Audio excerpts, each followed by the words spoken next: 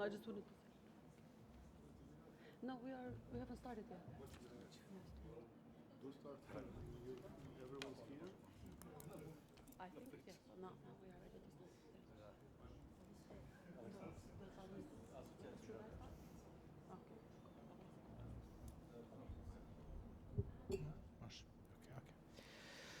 Welcome to the breakout session on policy development and coordination. We have a similar format as the previous session, so we'll have a introductory slot with a presentation of the data related to this area.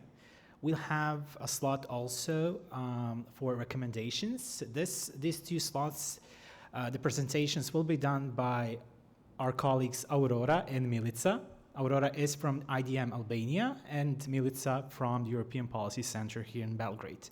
Then we'll do a round of reflections on the data that was presented. The reflections will be done by Klas from Sigma, Zorica from the Ministry of Public Administration from Montenegro, and Aleksandar from the Standing Conference of Towns and Municipalities, Serbia. I'll give the floor to Aurora and Milica immediately. Thank you. Thank you. So thank you all for joining the Policy Development and Coordination breakout session. I will be presenting the original findings for the Policy Development and Coordination report that I believe you were all a bit familiar maybe from the entrance, that you could grab the reports and you could read them. I would like to start by, first of all, saying sorry to everyone because you might find me reading a lot. That's because I'm not the researcher of the report, but I will try to do my best to give you all the insights as better as I can. So in this presentation, we will start, of course, with an introduction and an approach for the specific area, for the PDC. We will have the scores for the Western Balkans, key findings as per the sub-indicators. So we will be focusing on government decision making, government planning and reporting, policy making and legislative development, and policy implementation, evaluation, and parliamentary scrutiny. Of course, regarding the priorities going forward, I will allow my dear friend Milica to present them, but we will see that as we move forward. Regarding the policy development and coordination area, this area examines the entire policy cycle. So how governments make decisions, how they plan and report on their work, how policies and laws are developed, and finally, how implementation and parliamentary scrutiny take place, just like I also mentioned a bit with the indicators. This is the new cycle with the methodology that also Miloš presented, and this methodology places greater emphasis on transparency, participation, and evidence-based policymaking. This assessment combines document review, it combines analysis of implementation practice, key informant interviews, and public perception surveys, yes. It's important. We are not assessing whether governments have adopted policies. We are assessing whether citizens and stakeholders can see, understand, and influence those policies throughout the policy cycle. So I will jump to the original global scores from the Western Balkans. We can see that the overall average is 30.9 points out of 100 for this specific area. This means that the Western Balkans still performs below 1/3 of the maximum. Montenegro records the highest score with 41 points. Serbia follows with 36.5, and while Albania ranks 31.5 points, slightly above the regional average. The last one, the lowest overall score with 47.75 points, it's Bosnia and Herzegovina, which we also discussed during Miloš's presentation, that we know that Bosnia is mainly the country that underperforms usually. We can see that no administration reaches not even half of the points. Now we can jump to the sub-indicators, where we can check the results for each of the indicators. I'm sorry. So this is the government decision-making indicator. The indicator looks at whether governments publish agendas, minutes, decisions, and information that allows citizens to understand how decisions are made. So this is what this sub-indicator measures. The regional average is only 3.4 out of 9 points, which is the maximum. Bosnia and Herzegovina performs best at this sub-indicator with 6.25 points. Albania follows with 4.5, and Serbia scores 0. This is one of the smallest sub-indicators, but it reveals a fundamental issue. Governments are generally better at publishing decisions than explaining how those decisions were reached. Now we can jump to government planning and reporting. The sub-indicator assesses planning documents, implementation report, performance indicators, and transparency of reporting. The regional average is 6 points out of 20, which is the maximum. Montenegro is a clear outlier, which has the most points with 14 points. All other administrations remain considerably below that level. We can see that the gap between Montenegro and the rest of the region is one of the largest gaps in the entire PDC assessment. Now, policymaking and legislative development. Sorry for the emotions. So we can see that this is the largest and most heavily weighted sub-indicator. It has 52 points in maximum, and the regional average is only 18.1.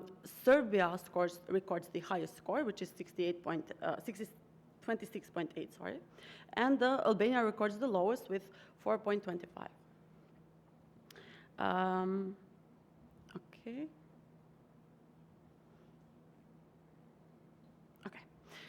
So parliamentary scrutiny. This is the weakest stage of the policy cycle from what we can check. The regional average is only 3.3 out of 19. Montenegro performs the best score with 5.8, and Bosnia and Herzegovina is last. Okay. Now, we will take each indicator and we will start to provide some key findings. We will start first with government decision-making regarding strategy and policy legislation.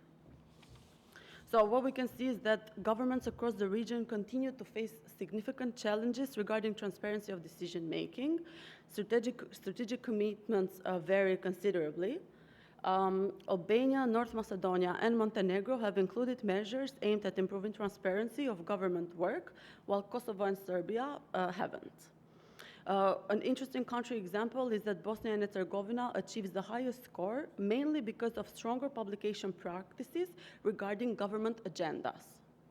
The key message is that the region still lacks a consistent framework for transparent government decision-making, since we did mention that the transparency is the main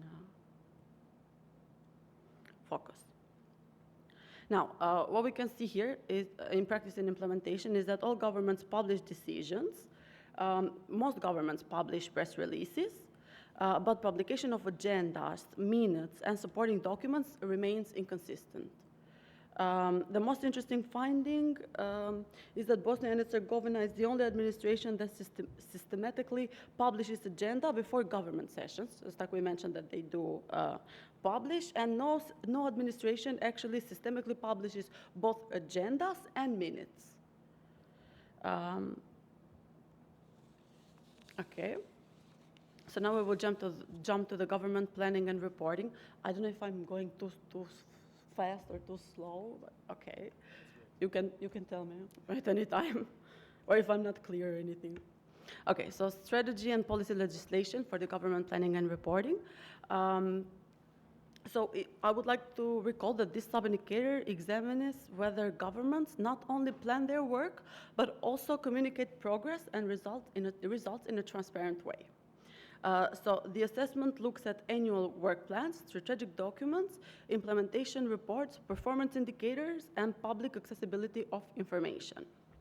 Overall, the region performs significantly better on planning than on reporting.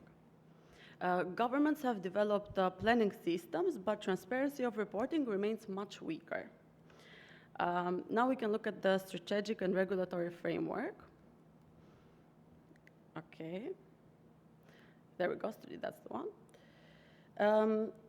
Now, the positive findings in all administration is that all administrations have established planning and reporting frameworks. Most governments prepare annual work plans and strategic planning documents. There is also a growing use of performance indicators and monitoring mechanisms in medium-term and long-term planning documents. This reflects broader efforts to modernize public administration and strengthen results-based management. However, of course, there is a significant implementation gap, just like we mentioned. Having planning frameworks in place does not necessarily mean that reporting is transparent, timely, or useful. Montenegro outperforms the region in this area, just like we also mentioned. Montenegro's planning and reporting framework is significantly more developed and consistently implemented. Most other administrations have the formal structure in place, but the implementation remains inconsistent. Now, practice in implementation. This is where the largest weaknesses appear regarding the region. Across the region, publication of plans and reports remains inconsistent. Reports are often published late, they are incomplete, or they are difficult to access. In several cases, governments adopt new planning documents before reporting on implementation of the previous ones. This weakens accountability and makes it difficult to assess progress over time. Citizen-friendly reporting also remains underdeveloped. Most reports are written for administrative audiences rather than for citizens, so they are almost unreadable. Country examples, the particularly interesting finding is regarding open data, because what happens is that the assessment does not identify any administration that systemically publishes planning commitments or implementation results in open machine-readable formats. So most of the formats are just like maybe PDF documents that cannot be further analyzed. Reporting continues to be largely treated as an administrative obligation rather than a transparency tool. And this is also confirmed by the interview findings. We can now jump to interviews with key informants. Interview findings are remarkably consistent across the region. Most interviews do not consider government planning and reporting activities to be transparent. Perceptions regarding timelines are also largely negative. Stakeholders repeatedly highlighted that a limited communication of implementation results, delays in publication, and weak accessibility of reports, just like we mentioned, that they are mainly just PDF documents, or they are not friendly, like citizens friendly, and all of that. So now, maybe I would like, okay, we did mention these things because I would like to maybe say other things, but we did mention that like Montenegro outperforms and all of that, so that's, yeah, I know you like that. Good. Okay, so we can start with policy making and legislative development, sorry. So I would like to mention just that the sub-indicator for policy making and legislative documents covers the heart of the policymaking process. It examines preparation of public policy documents, development of legislation, public consultations, working groups, regulatory impact assessment, and stakeholder participation, just to give you like an idea as to what we will be talking about. Now, we can jump to the strategy and policy and the legislation. All we can say is that all administrations have established legal requirements for public participation and consultation. However, these requirements vary significantly in scope and in quality. Transparency of government-led working groups remain one of the least regulated areas across the region, which means that citizens and stakeholders often have limited information about who participates in working group, how discussions are organized, and how decisions are reached. Requirements of consultation of secondary legislation are generally weaker than those of for primary legislation.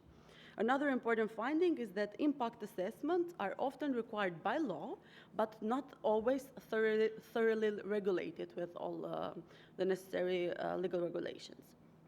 The issue is visible across the entire region. It's not limited to a particular country. The lack of transparency of working groups is probably one of the strongest governance finding in the report. Practices in implementation. Implementation remains highly uneven.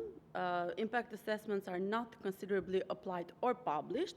Public consultations frequently occur at later stages of drafting processes, so they are not happening in time. They usually happen after the policies have already been made and the decisions have already been made, which limits the opportunity for meaningful stakeholder influence. The use of e-consultation varies across administrations. Most importantly, oversight and quality control mechanisms are largely absent. In most cases, no institution systemically checks whether consultation processes are meaningful or merely procedural. We can check that Serbia records the highest overall score under the sub-indicator. Montenegro, Kosovo, and North Macedonia also perform relatively well. Meanwhile, Albania performs considerably worse, which contributes significantly to Albania's overall score of PDC that we could check. It was quite low. Now, public perception. The assessment shows that the impact of consultations on final proposals remains limited. Less than 1/3 of observed consultations processes achieved a high acceptance rate of comments. Interviewed stakeholders continue to express concerns regarding transparency and inclusiveness. Public perception findings point in the same direction, and citizens generally do not believe that existing opportunities for participation are sufficient. So the findings, of course, highlight a recurring pattern throughout the region. Participation mechanisms, they exist formally, but the actual influence on final policy remains unclear. And that's also something that comes from the citizens themselves. The challenge is moving from consultation as a procedural requirement to consultation as a meaningful policy tool. Now, the policy implementation, evaluation, and parliamentary scrutiny, we did mention the sub-indicators, so I will not focus on explaining what it measures and all of that. We can jump to strategically policy, legislation, and practice and implementation. We can see that monitoring and evaluation systems remain less developed if you can compare it to earlier stages of the policy cycle. Monitoring reports are published inconsistently. Citizens-friendly monitoring reports are rare, almost inexistent. Advanced notification of affected groups regarding regulatory changes is not yet a standard practice. Most importantly, ex-post evaluations remain one of the least developed aspects of the public administration across the region. If we can give some country examples, we would say that Montenegro records the strongest performance under the sub-indicator, again. Bosnia and Herzegovina records the weakest, and only in Montenegro and Serbia provided examples of ex-post evaluations during the assessment period. Governments are generally better at adopting policies than evaluating whether those policies actually achieve their objectives. So monitoring is lacking. Okay. I would say, let me see if we can, okay. I just want to see if we could maybe jump a bit. The slide contains, okay. So parliamentary procedures generally allow stakeholders' participation through public hearings. Okay, in-paper participation mechanisms exist, we mentioned that. However, participation often depends on invitations rather than predictable and open procedures.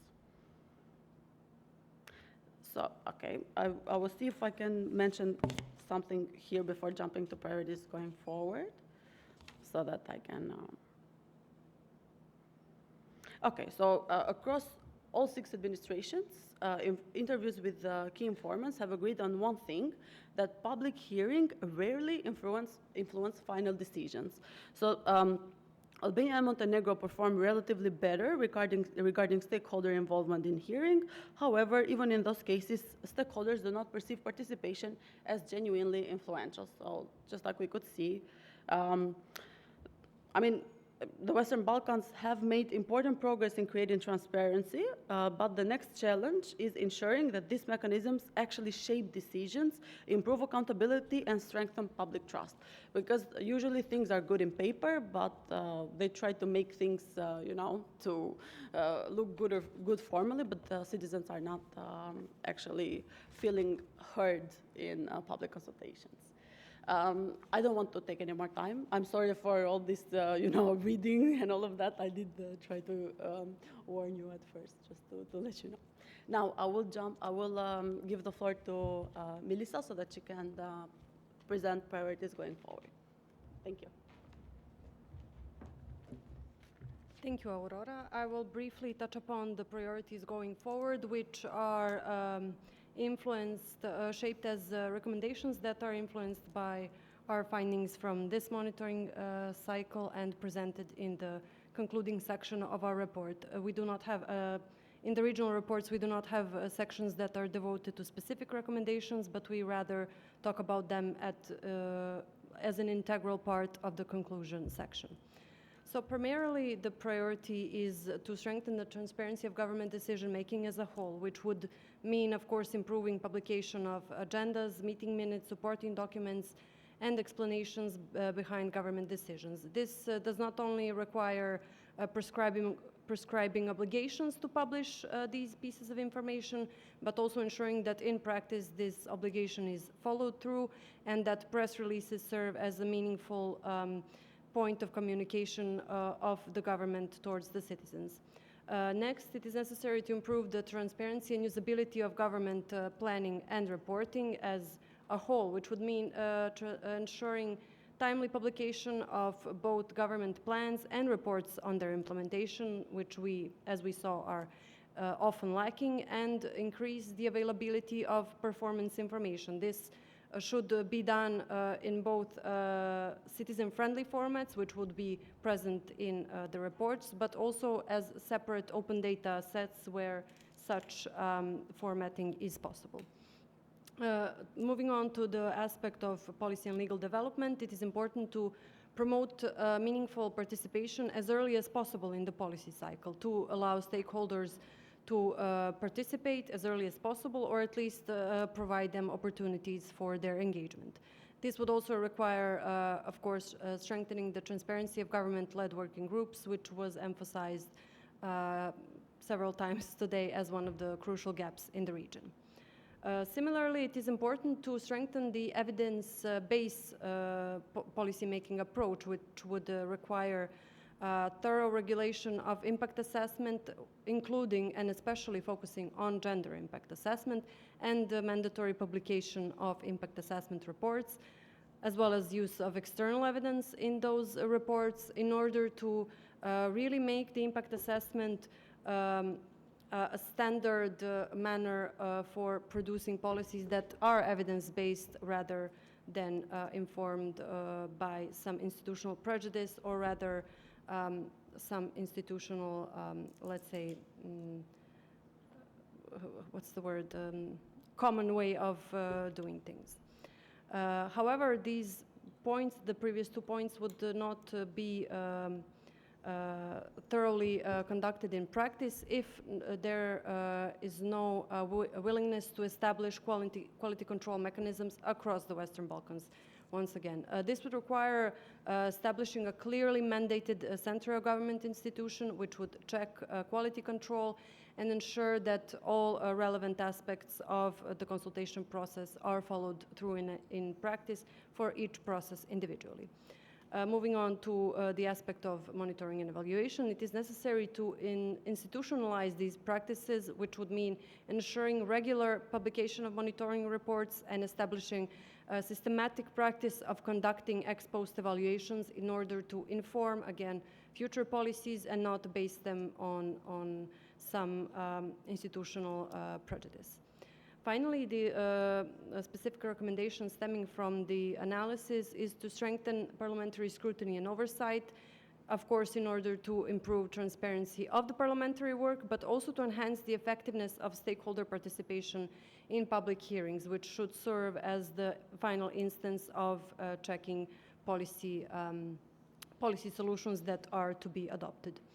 Finally, to sum this all up, the administrations in the region in the future period should work on genuinely increasing their openness, accountability, and helping improve the public trust in the institutions in order to move beyond merely some formal compliance with the existing frameworks or frameworks that will be adopted in the future, and really demonstrate that stakeholder participation has an influence on final decisions, their content, how they're reached, and how they reflect on everyday lives of citizens and businesses, of course.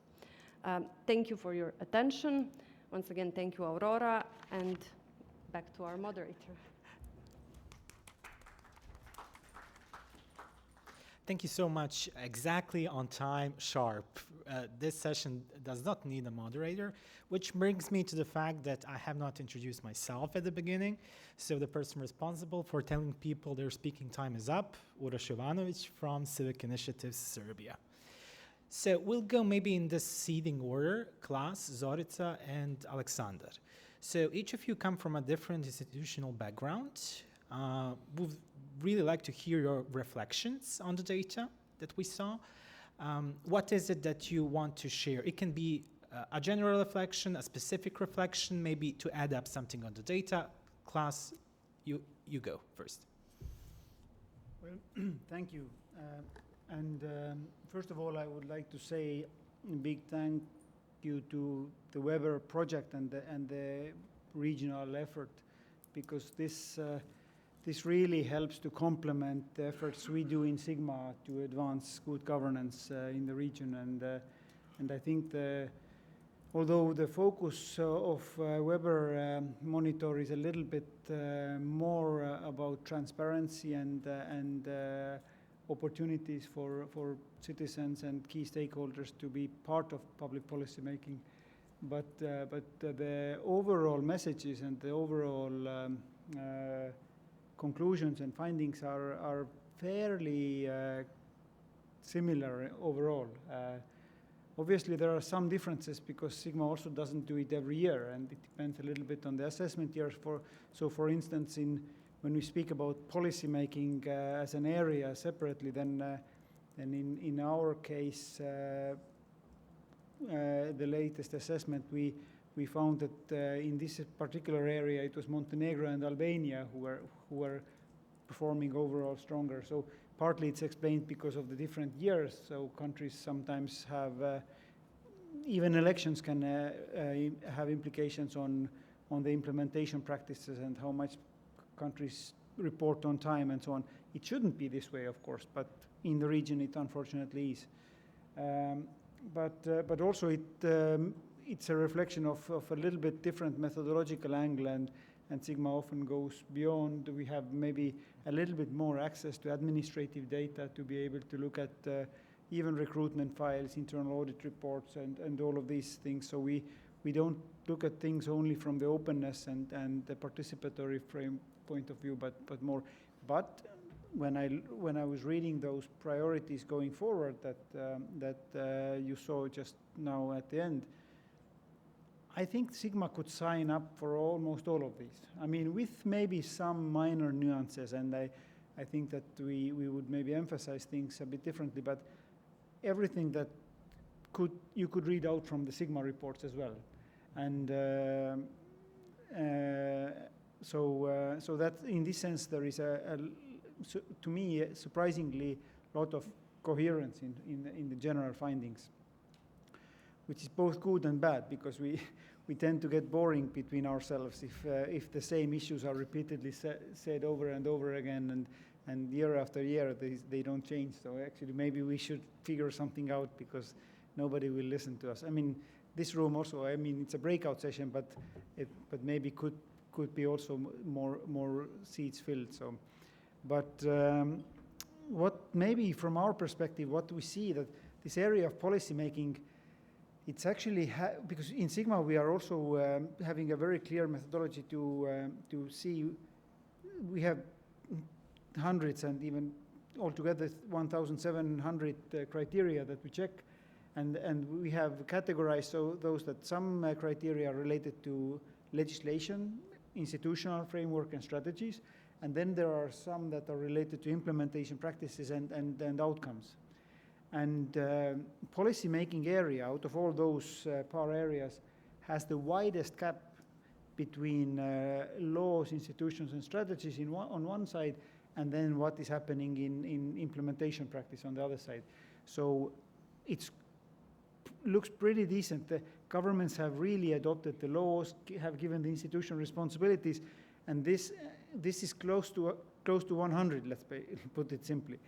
But then when we look at what happens in practice, in this area somehow countries and administrations, they have somehow this comfort that, okay, if we don't do it, nothing will happen.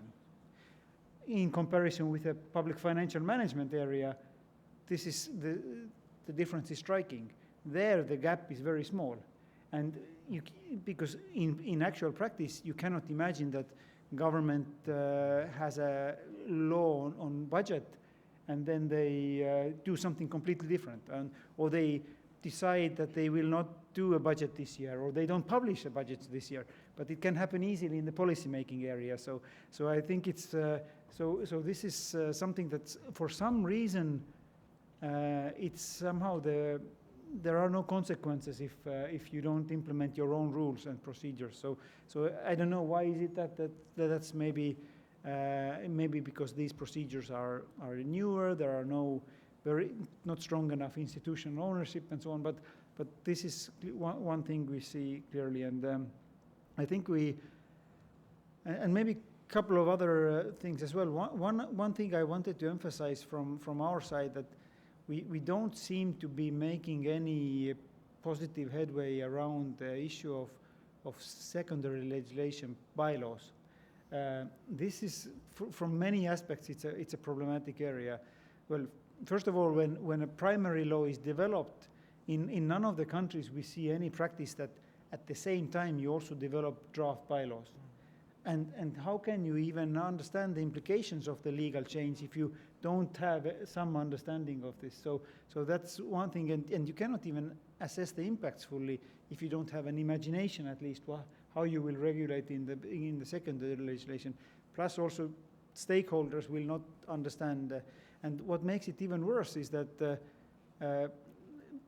most countries, there are 2 exceptions, I think, by now, but they don't even think that the bylaws need to be consulted with public.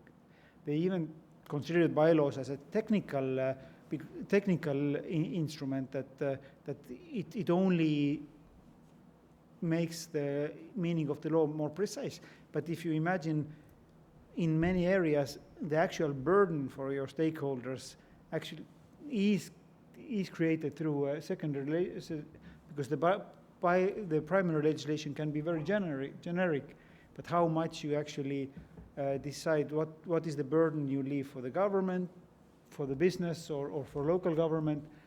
This you often reveal truly in the bylaw. So, and if you don't even have a requirement to consult this, then or to have an impact assessment on those, because you consider those as a kind of just technical documents, then I think it's all a systematic issue.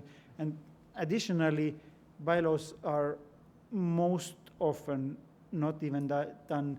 I'm not even saying that they are not ready by the time the law is adopted, but then you usually have a grace period, and then even by the time they are not ready and adopted, so leaving some legal vulnerability, or some potential disputes, that shall we apply the old one, but if there is a conflict with the primary law. So I think the issue of secondary legislation deserves some special attention, and I think that's maybe our mission to to fight in the next period. And then also I think that in all countries we have this, I think parliaments are, I think it's a good thing that they really fulfill most of the kind of functions that European parliaments also do, but I think that we somehow cannot get over this really wide use of these urgent procedures, and I think there are countries where during a year more than 70% of laws are adopted through urgent procedures. So in this sense, and even governments we see now bypass their own requirements for certain procedures by just sending draft bills to a friendly MP who can then put it forward and get it done through urgent procedures, so we can avoid all the necessary steps. So I think these are the issues that I think we can collectively, civil society organizations like OECD, Sigma, and EU colleagues, we can push more. So yeah.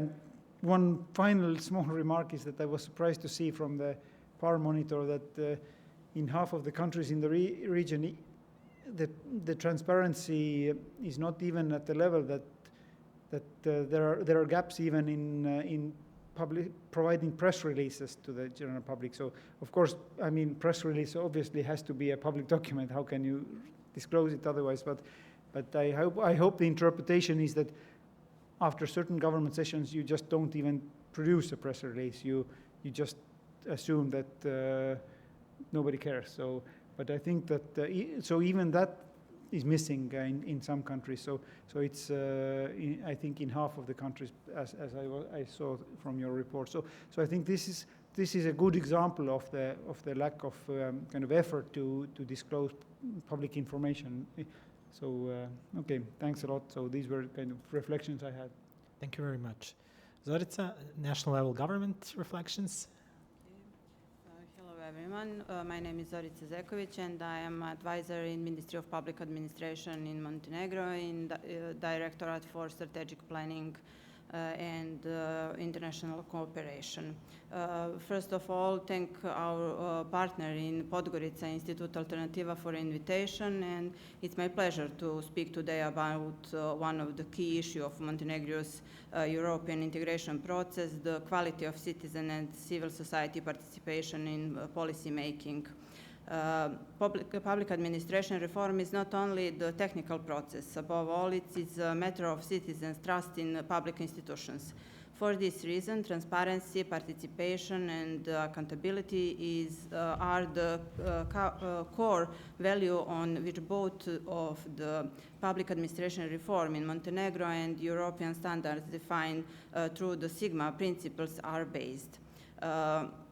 As you can hear previous today, the Director General Marija Hajduković has already given an overview on the Weber report, so I will maybe repeat some facts. I would like to draw your attention also to the latest report on the implementation of the decree on the selection of representatives of non-governmental organization and the conduct of public consultation for 2025, which was adopted last week. The report provides a few data, findings, and actually mixed picture. First of all, it shows measurable progress in the implementation of public consultations, but on the other hand, it confirms that important challenges remain. When we talk about progress, I want to emphasize a few. According to the report, public consultations were conducted for 93 out of 111 laws for which consultations were mandatory under the law and the decree. In percent terms, public consultations were conducted for 83% of laws, while consultations were not conducted for 16% of laws.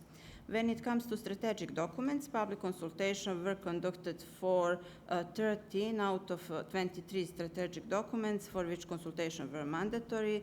This means that consultations were conducted for about 56% of strategic documents. will 43% were adopted without public consultation process, unfortunately. A total of 47 roundtable discussions were organized. More than 3,600 comments were submitted, and over 80% of comments received a response. This shows that there is a public interest when appropriate channel for participation are provided. Actually, if institution open the door or windows, good ideas will come in. These figures demonstrate that compliance with formal public consultation requirements has improved, particularly in the legislative process. However, when we look beyond formal public consultation and examine participation at the earlier stage of policy development, picture becomes considerably less positive. In relation to the identified challenges, I would highlight a few. The first challenge concerned public involvement at the earliest stage of policy development. According to the report, out of 134 laws and strategic documents for which preliminary consultation were required, such consultations were conducted for only 34 acts. This means that approximately 3/4 of policy-making process were initiated without the systematic involvement of relevant stakeholders. This finding is particularly important because the modern concept of public governance requires that citizens and civil society organization be involved. Not only a draft has already been prepared and submitted for public consultation, but also that problems are being identified, priorities are being defined, and possible solutions are being considered. The second challenge relates to transparency. Only 4 ministries published annual list of laws and strategy for which public consultation would be organized, unfortunately. As a result, citizens often do not know what is being planned or when they can contribute to the progress. The third challenge is the limited use of digital tools. Although the e-government portal was designed as a central platform for public consultation, more procedures still take place outside it. It's particularly concerned that not a single comment submit through the e-government portal which recorded during the last year. Special attention should be given to the issue of involving non-governmental organizations. Although ministries published 80 public calls, more than half received no application. There is indicates that responsibility does not solely with the public institutions. It is also necessary to strengthen the capacity, motivation, and trust of the civil society sector so that its participation becomes more active and meaningful. When we compare these findings with the latest Weber PAR monitor report for Montenegro, we see almost identical messages. Weber emphasized that the formal framework for consultation is largely in place, but that the quality of participation still falls short of European standards. The report particularly points to the need to strengthen the involvement of civil society in coordinating and monitoring public administration reform, as well as the need to conduct consultation earlier and in more systematic manner. In other words, it is not enough for procedure to exist. They must create open and constructive dialogue between institutions and citizens. For this reason, the findings of this report an important test for achieving the objectives of the public administration reform strategy. The strategy envisions an open, transparent, digital, and citizen-oriented administration. However, without the consistent implementation of consultations, a functional e-government portal, and stronger involvement of civil society, this objective will not be fully achieved. In the coming period, it will be especially important to focus on the few priorities which are defined through the conclusions in the report.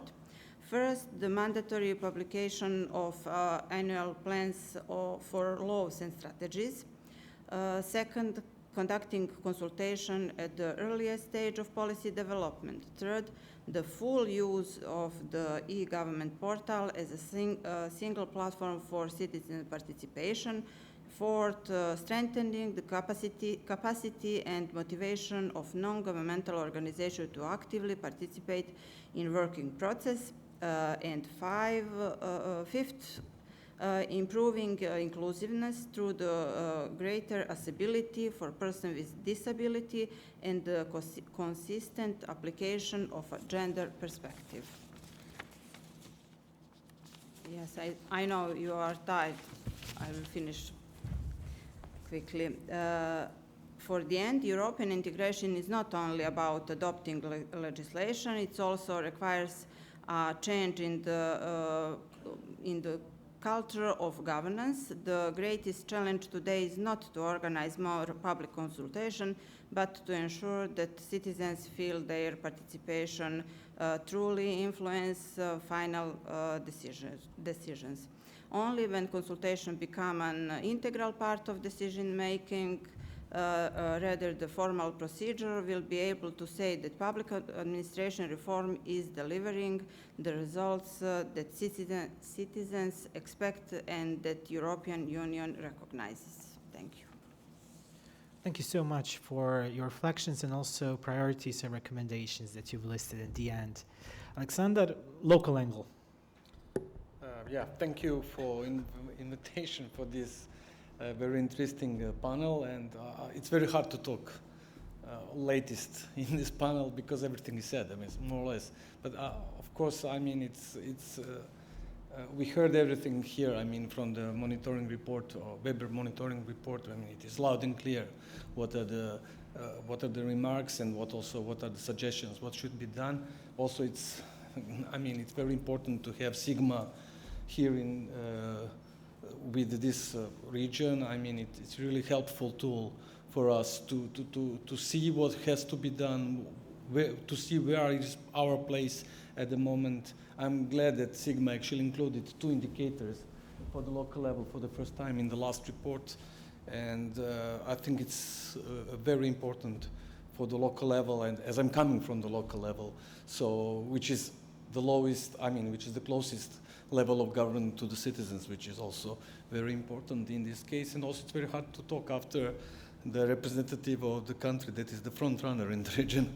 But let me say a few things from this perspective and trying to have some perspective from the practice.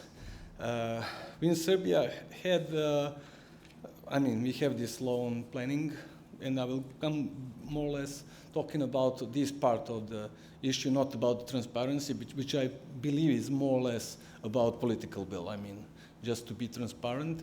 But of course, other issues like participation, and especially this meaningful participation, which is advocated here, is extremely important thing. We in Serbia, we have these planning documents that are obligatory for the local level since this law, and in the meantime, I would say around 85% of local governments have this planning documents. And one of these lessons learned is actually this, what is heard here, these public consultations has to be done in the very beginning of the process, because it makes the trust, first of all.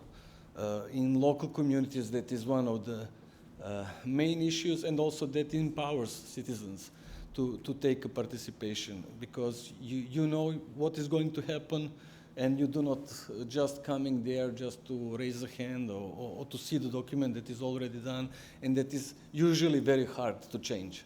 So it is, I would say very important lesson. And of course, usually governments, they're afraid. You know, it's something new for them. Still it's something new, and it also you really need an effort to do public consultation, because it requires people who will do it. It requires knowledge, and of course, sometimes it involves criticizing from the other side.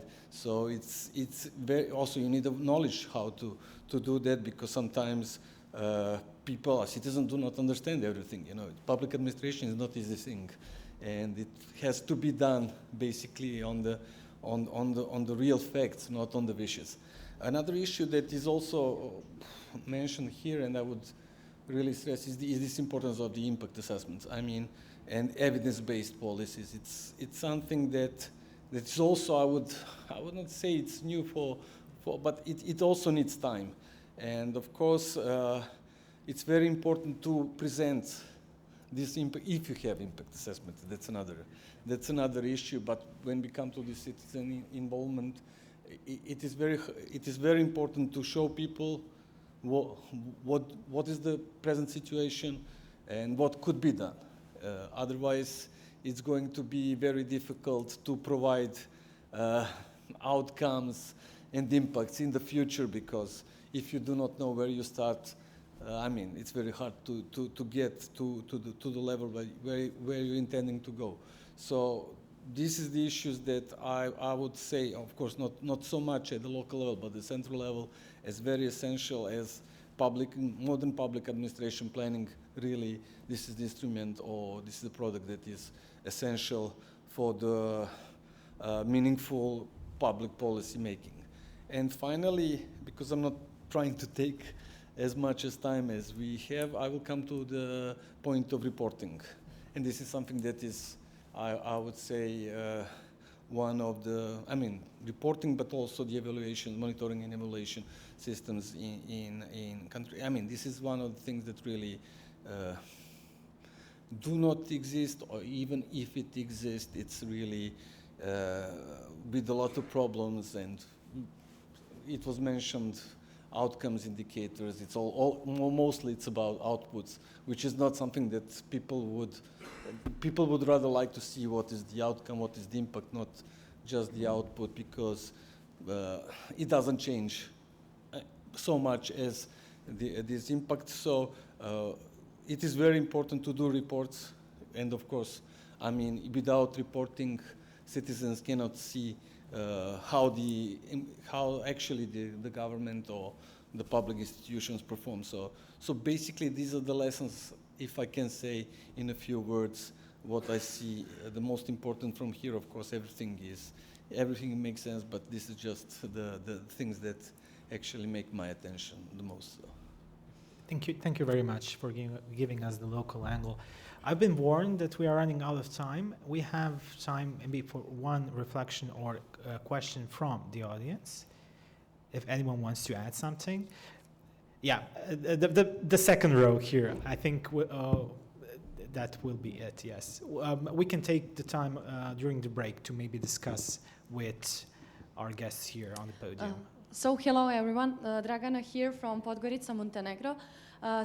Because I just wanted to a bit clarify, because Montenegro is mentioned, of course, as a front runner, the country with the highest score in this case, but just to have in mind that we scored 41 out of 100% of points, which means that we are even below the half of the good principles of Sigma when we speak about this area.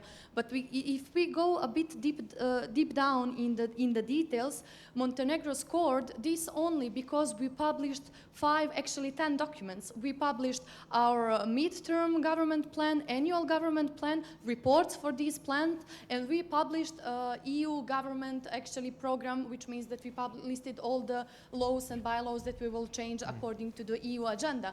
And we reported on that, what we did. So if we put this aside and we go deep down, we will see all issues in all other countries, which means that okay, we are not so very front runners in this area as well. Klas mentioned several issues that also appear in Montenegro, such as bypassing these procedures by the government and sending laws to the MPs. So then you will skip all the consultative process that you should actually have, and then in this official report, those laws will not show up. So that's the issue.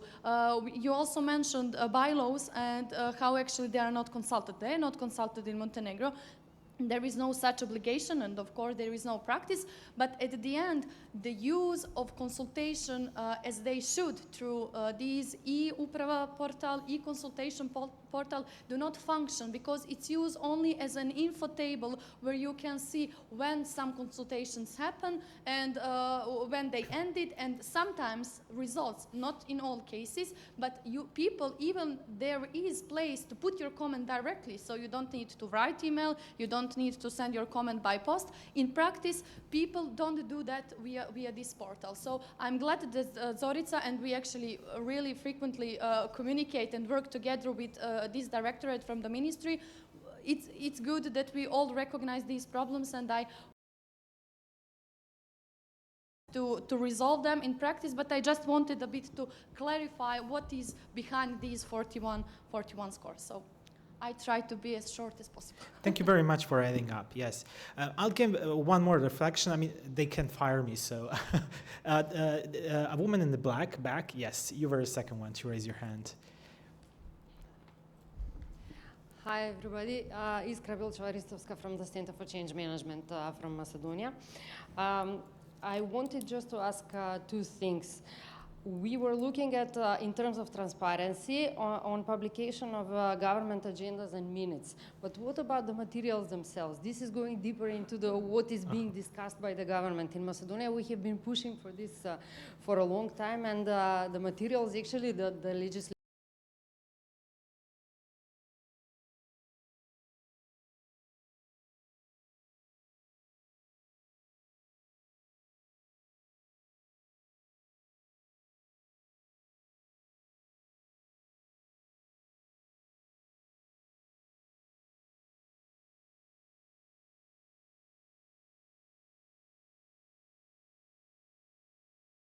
priorities, and they're very much disregarding the long-term strategic plans and so on.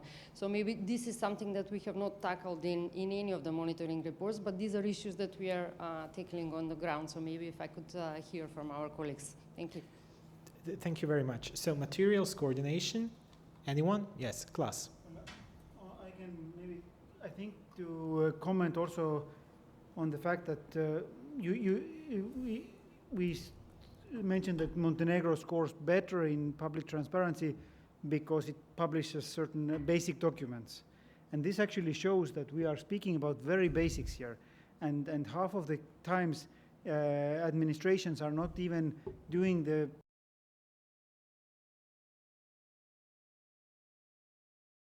what Iskra you mentioned is that, of course, from my perspective, if the government doesn't publish the agendas, the material and minutes of the government, the sessions in real time or in advance of the session and immediately after the session, depending on the this is again for me lack of the very essential elements of public transparency. Obviously, governments can have their own informal cabinet sessions where they need more time and debate certain things and certain, let's say, earlier versions of some conceptual phase of policy plans and so on. And that doesn't necessarily need to be always transparent in full, but everything that they decide on should be 100%, unless it's some kind of security or defense policy issue or something like that. So we are not speaking about anything. And when we spoke, when the slides were on, especially the first priorities going forward, those priorities that our Weber colleagues presented, most of them were about really very basic things, like when you have an obligation to report on your strategy, prepare the report and make it public. There is nothing really extraordinary about that, but it's not happening in very many cases. So I think we very often we tend to jump into some more advanced concepts and want to start, let's create IT systems that link strategic planning and budgeting and all of this. I think that this is all, or let's do gender budget tagging or things like that are not even helpful so much for the cause. I think it's much more helpful to have a good policy on gender or green or something else, rather than do certain kind of methodological experiments that really don't lead to anything. So I think that starting from the basics is often, I mean, if we would put the attention there, I think we would achieve more maybe than introducing new concepts that governments are not always ready for. So, but maybe these examples were not all relevant, but at least the main point is that it's not very difficult to be at the level that Weber Monitor expects. Yeah, I'll have to close this, but we can continue the discussion in the break. There are 3 other sessions after, so we'll see if those breakout sessions have been wrapped up. Thank you very much for being part of this discussion. Thank you very much for reflections on all levels. Thank you very much for the data you have presented, and see you next year. Hvala. Također.